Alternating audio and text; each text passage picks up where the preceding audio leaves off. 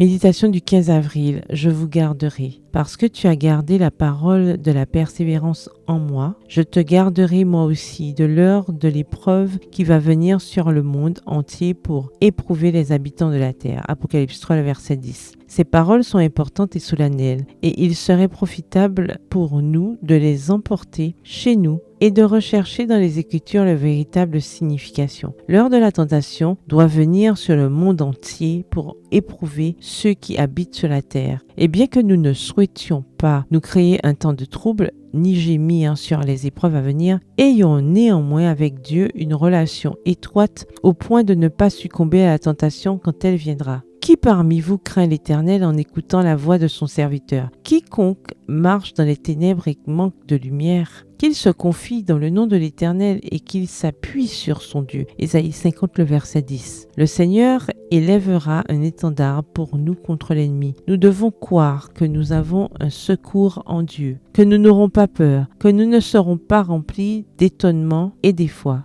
car nous savons que le Dieu d'Israël a été avec son peuple durant le tout début, depuis la toute petite enfance de ce monde. Il a été avec ses enfants obéissants. Nous devons montrer que nous avons confiance en lui et faire savoir au monde que nous pouvons le faire parce que nous croyons en lui. Sa parole nous promet qu'aucune tentation ne viendra sur nous sans que de l'aide ne nous soit fournie pour nous soutenir.